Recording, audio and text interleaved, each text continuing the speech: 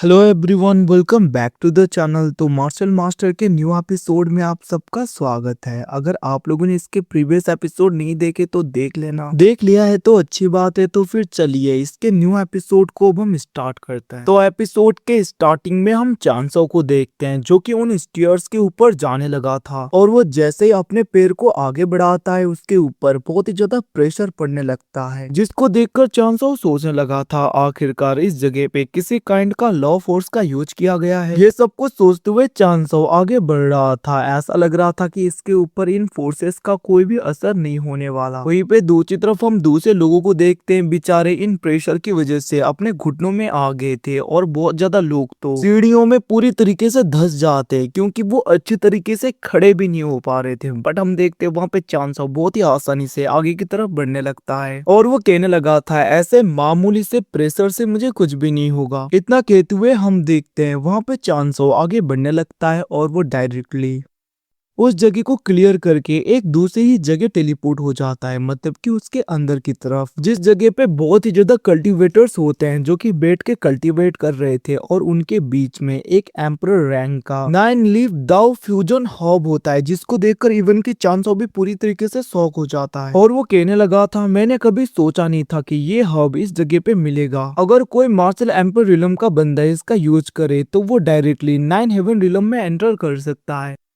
ये सब कुछ कहते हुए हम देखते वहां पे चांसाओ बहुत ही ज्यादा तेजी में उस जगह पे आने लगा था, और वो कहने लगता है मुझे नहीं पता आखिरकार किसने ये हब इस जगह पे छोड़ा है, और इसके चारों ओर जो भी सील लगाया गया है वो 9th ग्रेड का सील है। ये सब कुछ सोचते हुए चांसाओ वहां पे ध्यान से देखने लगा था, जहाँ पे उसके साइड में जो बंदा होता है वो कहने लगा था आखिरकार तुम इधर उधर क्यों देख रहे हो, ये एक होली प्लेस है, तुम्हें ये पता होना चाहिए, एक जगह पे बैठो। जिसे सुन के हम देखते हैं उसी जगह पे चांसो बैठने लगा था, जहाँ पे वो बंदा कहने लगता है तुम्हें देखकर ऐसा लग रहा है कि तुम पहली बार इस जगह पे आए हो, और वैसे हाँ दाउ फ्यूजन हब पूरी तरीके से अब अवेक हो जाएगा, जिसके बाद में ये खिलने लगेगा। और अगर तुम लकी हुए और तुम्हें इस हब के थोड़े से एसेंस भी मिल गए तो तुम्हें काफी ज्यादा हेल्प हो सकती है, और तुम्हारा फ्यूचर कल्टीवेशन काफी इम्प्रूव होगा।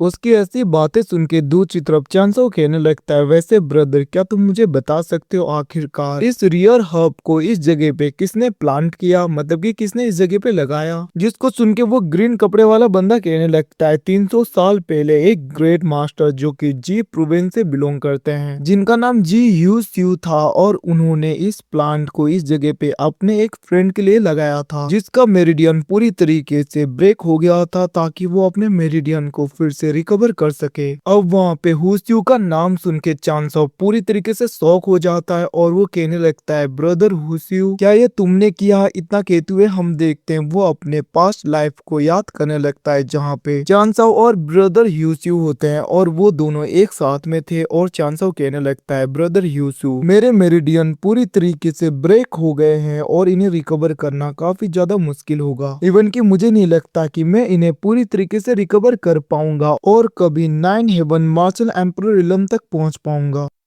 ये सब कुछ कहते हुए वहां पे चांसो सैड होते हुए उस जगह से जाने लगा था, और चांसो की ऐसी कंडीशन को देखकर ह्यूस्यू को काफी बुरा लग रहा था। और हम देखते हैं वो पीछे से कहने लगता है ब्रदर चांसो तुम चिंता मत करो, जैसे ही मैं 9 हेवन मार्शल एम्परर रिलम में ब्रेक थ्रू कर लूंगा उसके बाद में मैं तुम्हारे लिए ऐसे स्पिरिट हब को ढूंढूंगा जो तुम्हारे मेरिडियन को पूरी तरीके से ठीक कर सके। अब ये सुनने के बाद में चांसो उस जगह से चला गया था, और अब हमें यहाँ पे प्रेजेंट टाइम का सीन दिखाया जाता है, जहाँ पे चांसो सोचने लगा था मैंने कभी सोचा नहीं था कि ब्रदर ह्यूस्यू सच में अपने प्रोमिस को फुलफिल करेगा, और आखिरकार ब्रदर इतना बड़ा ट्रबल क्रिएट करने की क्या जरूरत थी तुम्हें मेरे लिए। ये सब कुछ सोचते हुए वहाँ पे चांसो खुद को शांत करके कहने लगता है वैसे ब्रदर जी क्लैन इस जगह पे कब आएंगे। जिसको सुन के वो बंदा कहने लगता है ऑफ कोर्स वो लोग जरूर आएंगे, वैसे हाँ जब एल्डर ह्यूस्यू ने जी क्लैन को छोड़ दिया उसके बाद में जी क्लैन ने फोर्सफुली दाओ फ्यूजन हब को लेने के लिए बहुत ही ज्यादा पावरफुल फाइटर्स को इस जगह पे भेजा।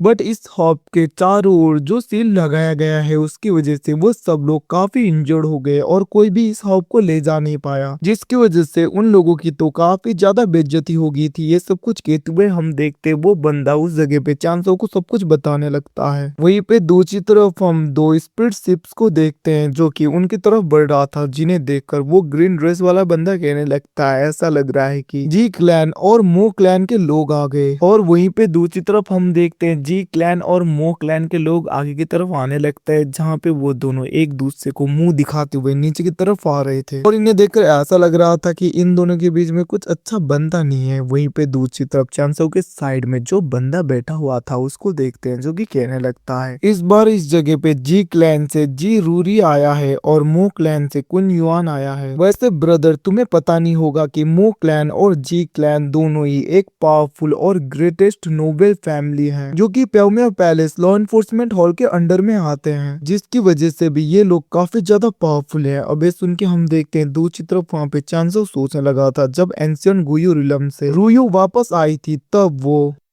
मार्शल एम्पर रिलम के हाफ स्टेज में पहुंच चुकी थी और अब तो यहाँ पे दाओ फ्यूजन हब भी पूरी तरीके से मैच्योर होने वाला है। तो फिर आखिरकार जी क्लैन के लोगों ने रूयू को इस जगह पे क्यों नहीं भेजा, क्योंकि ये तो उसके लिए बहुत ही अच्छा होता ना, उसकी जगह रूरी को इस जगह पे क्यों भेजा। ये सब कुछ सोचते हुए वहाँ पे चांसाओ उन दोनों को देख रहा था। दूसरी तरफ हम कुन युआन और रूरी को देखते हैं जो कि एकदम से स्पीड में आगे की तरफ बढ़ने लगे थे और वो दोनों एक दूसरे के स्ट्रेंथ को एक दूसरे के सामने करने के लिए बहुत ही ज्यादा स्टाइल में नीचे की तरफ आ जाते हैं और इन दोनों की प्रेशर की वजह से दूसरे कल्टीवेटर्स जो कि चारों ओर बैठे हुए थे उनमें से कुछ पीछे की तरफ गिर गए थे, जिसके बाद में हम देखते वहां पे रूरी और कुन युआन एक दूसरे की तरफ देख रहे थे। तभी वहां पे कुन युआन कहने लगता है आखिरकार रूरी तुम इस जगह पे क्यों आए हो, जिसके रिप्लाई में हम देखते वहां पे रूरी कहने लगता है दाओ फ्यूजन हब हमारे जी क्लैन को ही बिलोंग करता है, तो मैं इस जगह पे इसीलिए आया ताकि मैं इसे ले जा सकूं। वैसे भी ये दाओ फ्यूजन हब हमारे क्लैन को बिलोंग करता है और मैं ये सोच के शौक हूँ कि आखिरकार कुछ लोग इस जगह पे पहले क्यों आ जाते हैं। उन्हें लगता है कि वो इस जगह पे दूसरे क्लैन के हब्स को ले जाएंगे और इस क्लैन के लोग कुछ नहीं कर पाएंगे। ये सब कुछ कहते हुए वहाँ पे रूरी इनडायरेक्टली क्वीन युआन को ताना मारने लगा था, जिसको सुन के क्वीन युआन गुस्सा होते हुए कहने लगता है वैसे जहाँ तक मुझे पता है कि